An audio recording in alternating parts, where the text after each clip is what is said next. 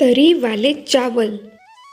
ये ले बहू, ये मेरी तरफ से तेरी मुंह दिखाई सोने के इयररिंग्स पहन कर बता तुझे कैसे लगे। भाऊजी आप इतने प्यार से लाए हैं तो खराब कैसे हो सकते हैं। और सच बताऊं तो ये मेरे लिए बहुत अनमोल है। इससे खूबसूरत इयररिंग्स तो मैंने आज तक कभी देखी ही नहीं। चलो ठीक है, आपका हो गया। चल मोहित, अब तेरी बारी। इकलौता देवर है तू। अब तू बता, तू अपनी भाभी के लिए क्या लेकर आया है। देखो भाभी, आपको तो पता ही है कि अभी मेरा कॉलेज चल रहा है, जॉब तो मैं करता नहीं। अपनी पॉकेट मनी से पैसे बचाकर आपके लिए छोटा सा गिफ्ट लेकर आया हूँ। अब पता नहीं आपको पसंद आएगा कि नहीं। सुगंधा अपने देवर का दिया हुआ गिफ्ट खोलती है। उसमें प्यारी सी नोजरिंग होती है। नॉट बैड मोहित, चॉइस तो बहुत अच्छी है तुम्हारी। इम्प्रेस हो गई मैं। नई बहू सुगंधा का गृह प्रवेश होने के बाद सभी लोग उसे बारी बारी से गिफ्ट दे रहे थे। जब बारी बारी से सुगंधा के हाथ में सबने गिफ्ट रखा तो उसके ससुर चमन लाल ने अपनी पत्नी से कहा, अरे भाग्यवान, पूरे परिवार ने गिफ्ट पकड़ा दिया बहू को। अब तुम भी कुछ दोगी या बस यहाँ दर्शकों की तरफ बैठकर तालियां बजाती रहोगी। अरे मैंने तो इतना स्पेशल गिफ्ट सोचा है बहू के लिए कि बहू हैरान रह जाएगी मेरा गिफ्ट देखकर। ऐसा क्या गिफ्ट है माँ जी, बताइए ना। देख बेटा, जो गिफ्ट है ना वो चल कर तेरे पास नहीं आ सकता, तुझे गिफ्ट के पास चलना होगा। इतना कहकर सास कांता बहू को लेकर किचन की तरफ जाती है। अरे मम्मी, ये किचन के दरवाजे पर अपनी रिबन क्यों बांध रखा है? चक्कर क्या है? अरे तुम लोग पूछ रहे हो ना मैंने बहू के लिए क्या गिफ्ट खरीदा है, तो भाई मेरा गिफ्ट ये किचन ही है। मैं बहू को अपना किचन गिफ्ट कर रही हूँ। देख बहू, एक औरत के लिए उसकी रसोई क्या होती है ये औरत से ज़्यादा कोई नहीं समझ सकता। हमारी ज़िंदगी का एक बहुत इम्पॉर्टेंट पार्ट होता है रसोई।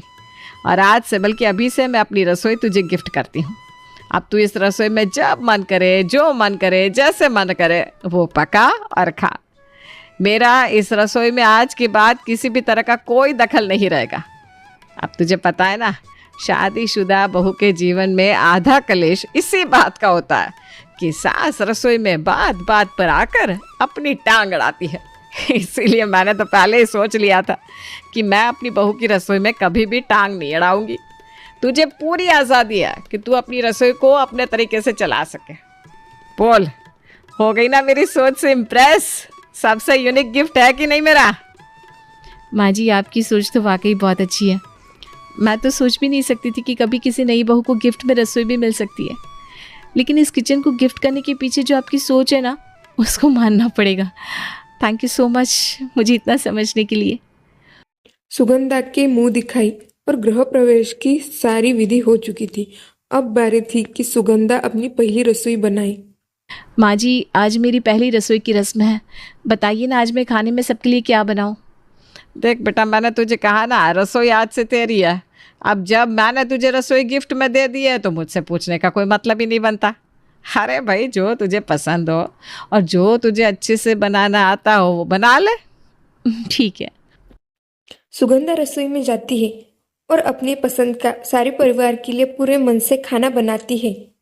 थोड़ी ही देर बाद खाने की खुशबू से सारा घर महकने लगा था। क्या बनाया है भाई आज खाने में? खुशबू तो बड़ी अच्छी आ रही है।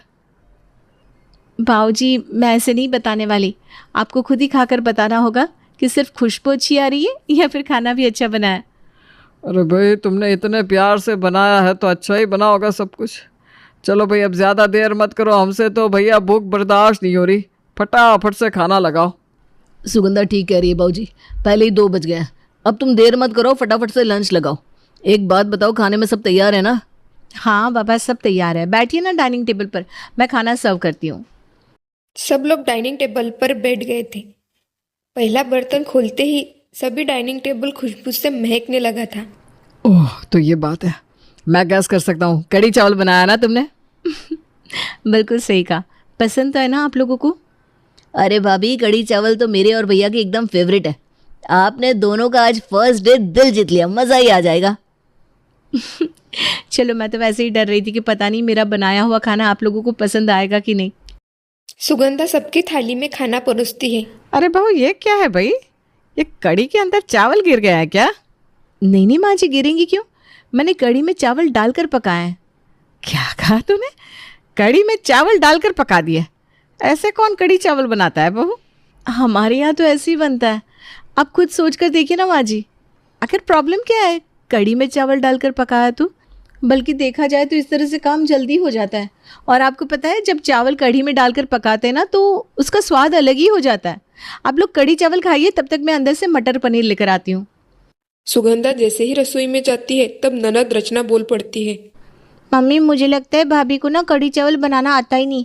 अगर भाभी को कढ़ी बनानी नहीं आती तो आपसे पूछ लेना चाहिए था। ये खाने का सत्यानाश करने की क्या ज़रूरत थी? अरे रचना, तू रुक जा ना। देख, भाभी अभी मटर पनीर लेने के लिए किचन में गई है। पक्का मटर पनीर के साथ भाभी ने पूड़ियाँ बनाई होगी। तो छोड़ ना इस कढ़ी चावल को, हम लोग आराम से मटर पनीर के साथ गरम गरम पूड़ियाँ खाएंगे, मज़ा आ जाएगा। हाँ भैया, ठीक बोल रहे हो। अब तो मुझे भी बस मटर पनीर के आने का इंतज़ार है। इस कढ़ी चावल से तो अब कोई उम्मीद बची नहीं है। इसकी तो शक्ल ही गंदी लग रही है। इतने में सुगंधा मटर पनीर की सब्जी लेकर आती है और बारी बारी से सबको मटर पनीर की सब्जी परोसती है। ये क्या है सुगंधा? मटर पनीर में भी चावल डालकर बनाया है क्या तुमने? हाँ, तो इसमें प्रॉब्लम क्या है? तरी वाले चावल कभी खाए नहीं क्या आप लोगों ने? खाने की क्या बात करिए बेटा, मैंने तो तरी वाले चावल का नाम पहली बार सुना है। ये कौन सा तरीके का खाना बनाना सीख कर आई है तू? शादी से पहले जब मैंने तेरी माँ से पूछा था आपकी बेटी खाना तो बना लेती है ना, तब तेरी माँ कह रही थी मेरी बेटी को हर तरह का खाना बनाना आता है। हाँ तो माँ जी, मेरी मम्मी ने आपसे कौन सा झूठ बोला था? मुझे वाकई सब कुछ बनाना आता है। आप बताइए क्या खाएंगी, मैं सब कुछ बनाकर खिलाती हूँ आपको। ऐसा खाना बनाते हैं तुम्हारे घर में? इसे खाना बनाना कहते हैं तुम्हारे यहाँ? अरे भगवान ही बचाए तेरे ऐसे खाने से तो। अरे यार, मटर पनीर बनाया था तो उसके साथ कुछ पूरी पराठा बना लेती। मटर पनीर के साथ तुमने एक तो चावल बना लिए और वो भी उसी की ग्रेवी में डालकर पका भी दिए। मतलब आदमी चाह कर भी मटर पनीर के साथ कुछ और खा ही नहीं सकता। झक मारकर उसको यही चावल खाने पड़ेंगे। अब ये तो गलत बात है ना माँ जी। आपने मुझे किचन गिफ्ट में दिया है। आप ही ने कहा था कि मैं खाना अपने तरीके से, अपने स्टाइल में बना सकती हूँ और जैसे मन करे वैसे खिला सकती हूँ। फिर अब आपको मेरे हाथ का खाना पसंद क्यों नहीं आ रहा? ये सही है क्या? मुंह दिखाए के समय आपने बड़ी बड़ी बातें की, सबकी वाहवाही पाली, और अब आप पहले ही दिन मेरे बनाए हुए खाने में कमियां निकाल रही हैं। बेटा, कमी निकालने की बात नहीं है, लेकिन कम से कम ऐसा खाना तो मत बना के गले से नीचे ना उतरे। तू देख रही है घर में सबकी शक्ल पर 12 बज गए हैं खाने को देखकर। बेचारे कब से भूख से तिल मिला रहे थे कि आज तो भाभी के हाथ का कुछ स्पेशल खाने को मिलेगा, और भाभी ने तो इतना स्पेशल बना दिया कि वो खाना गले से नीचे नहीं सरक रहा। इतना भी कोई बुरा नहीं है माँ जी। हम लोग बचपन से यही खाना खाकर बड़े हुए हैं। हमारे गले से तो नीचे उतर जाता है। और भाई, तरी वाले चावल की तो बात ही कुछ और होती है। यही खाना अगर मैंने अभी अपने मायके में बनाया होता ना, तो सब लोग उंगलियां चाट चाट कर खा रहे होते। सही बात है, किसी ने ठीक ही कहा है। ससुराल में आकर चाहे जो भी कर लो, लेकिन ससुराल से कभी बहू को तारीफ नहीं मिलती। सब लोग हमेशा कमियां ही निकालते हैं।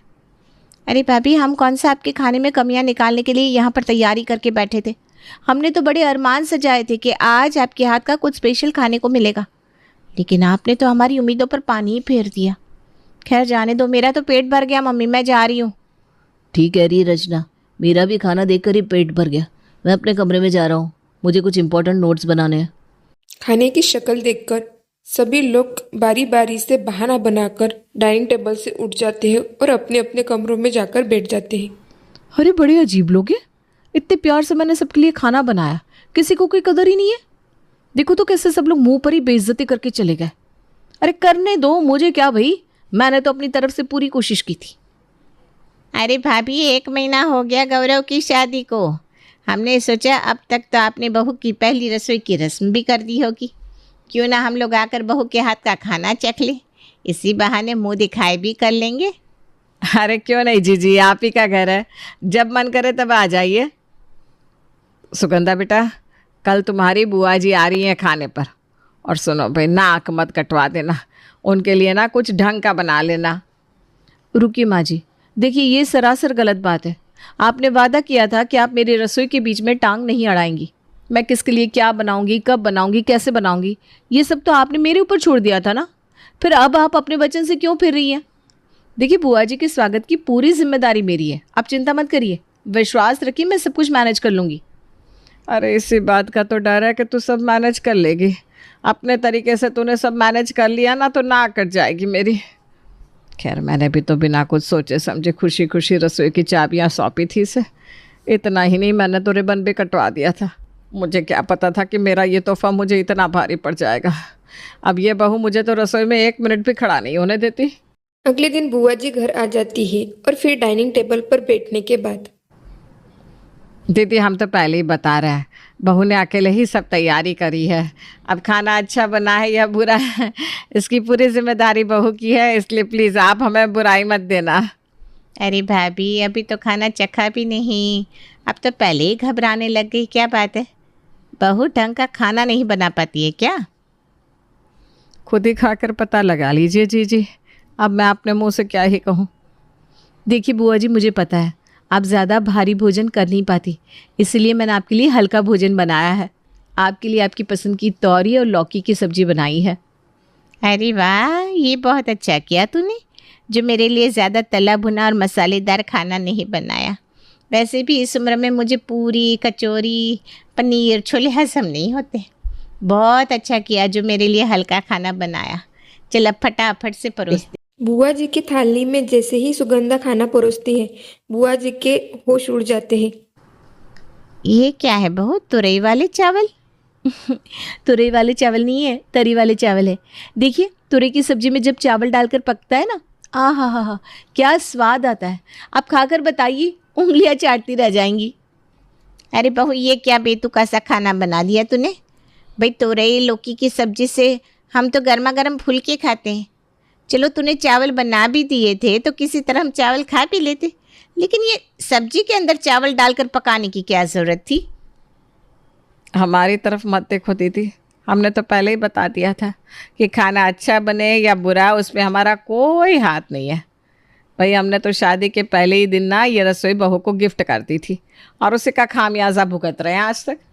अब ये जो उल्टा सीधा पका रही है ना, हम सबको वही खाना पड़ रहा है। अरे भाभी पहले बता दिया होता कि आपकी बहू खाने के नाम पर ऐसे टॉर्चर करती है तो मैं आती ही नहीं आपके घर खाने पर। अरे जी हमारे बारे में भी तो सोचिए ना। आप तो एक ही दिन खाना खाएंगी और अपने घर लौट जाएंगी। हमें तो दिन के 3 टाइम यही तरी वाले चावल खाने पड़ रहे हैं। अरे महारानी कोई भी सब्जी बनाती है उसके अंदर चावल डालकर पका देती है। यही बेस्वाद खाना खा रहे हैं हम 1 महीने से। अरे तो ढंग का खाना बनाना सिखा दीजिए इसको। अगर खाना बनाना नहीं आता तो सीखना तो चाहिए। अरे मैं तो सिखा दूँ, लेकिन ये सीखने को तैयार कहाँ है। इसका तो कहना है कि मैं जो बनाऊँ जैसे बनाऊँ सबको वैसे ही खाना पड़ेगा, क्योंकि अब ये रसोई उसकी है तो हमें उसके बीच में बोलने का कोई अधिकार नहीं है। अब आप ही बताओ आखिर मैं करूँ तो क्या करूँ। मैं बताती हूँ भाभी आपको। आप ऐसा करो, उसकी माँ को फ़ोन लगाओ। अब इसकी मम्मी इस मामले का निपटारा करेगी। हमारी बात तो समझ में नहीं आ रही इसे, अपने माँ बाप की बात तो समझ में आएगी ना। हाँ जी ये आपने सही बात करी। अभी इसकी मम्मी को फ़ोन लगाती हूँ। सुगंधा की सास सुगंधा की माँ को फोन करती है। देखिए बहन जी, वैसे तो बहुत गुणी है आपकी सुगंधा। जब से इस घर में आई है ना बिल्कुल रच बस गई है, लेकिन खाने के मामले में थोड़ा हाथ तंग है उसका। अरे ये क्या सिखा दिया आपने उसको, तरी वाले चावल रोज़ वही बना कर रख देती है। कोई भी सब्जी बनाने को कहो उसी सब्जी में चावल डाल देती है और कहेगी ये तो तरी वाले चावल है। अरे रोटी सब्जी खाने का कोई रिवाज नहीं है क्या आपके घर में?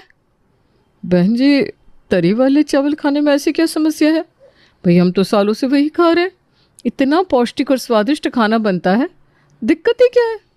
और दुनिया में ऐसा कौन है जो कढ़ी चावल, दाल चावल, छोले चावल, पनीर चावल नहीं खाता? बस हमारा पकाने का थोड़ा अलग तरीका है, बाकी तो कोई अंतर नहीं है। और अपने अपने स्वाद की बात होती है। हमें तो ये तरी वाले चावल में ही स्वाद आता है, मुझे इस पर कोई बुराई नज़र नहीं आती। समधन की बात सुनकर सुगंधा की सास फोन रख देती है। देख लिया जीजी आपने, इसकी माँ को कोई खराबी नहीं लगती तरी वाले चावल में, बल्कि वो तो अपनी बेटे के हाथ के खाने की मुंह भर भर के तारीफ कर रही है। अगर ऐसी बात है ना भाभी तो ऐसा करो, बुला लो इसकी माँ को खाने पर। इनको तो मैं सुधारती हूँ।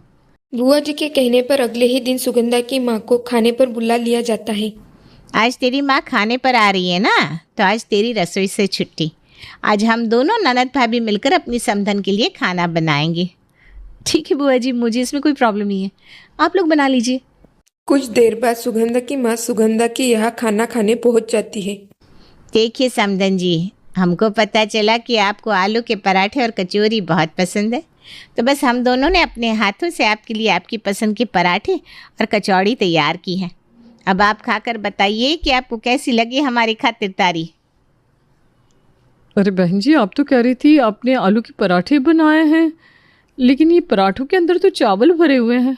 ये कौन से तरह के पराठे हैं? हमने तो आज तक चावल वाले पराठे नहीं खाए। अरे बहन जी, टेस्ट करके देखिए, ये तो हमारे यहाँ की फेमस डिश है, चावल वाले पराठे। आपने आज तक ट्राई नहीं करा क्या? नहीं नहीं बहन जी, हमने तो नाम भी आज पहली बार सुना है कि पराठों में भी चावल डालते हैं। जी हम समझ रहे हैं आपकी दुविधा। अब जैसे तरी वाले चावल हो सकते हैं तो चावल वाले पराठे भी हो सकते हैं, है ना? क्योंकि सबका अपना अपना खाने का तरीका है। अभी तो आपके लिए कचौड़ियाँ भी बना कर रखी है, आप पेट भर कर खाइए जी। सही बताऊँ तो ये आपकी चावल वाली पूरी और कचौरी मेरे गले से नहीं उतर रही। मुझे समझ में आ गया है आपके लिए सुगंधा के हाथ के तरी वाले चावल खाने कितने मुश्किल होते होंगे। मैं सुगंधा को समझा दूंगी कि वो अपने मायके की रीत यहाँ ना चलाए, बल्कि यहाँ पर आप लोगों के लिए वैसा ही खाना बनाए जैसा कि आप लोगों को पसंद है। बुआ जी की तरकीब काम कर गई थी। अपनी माँ का कहा मानकर सुगंधा अब वैसा ही खाना बनाने लगी।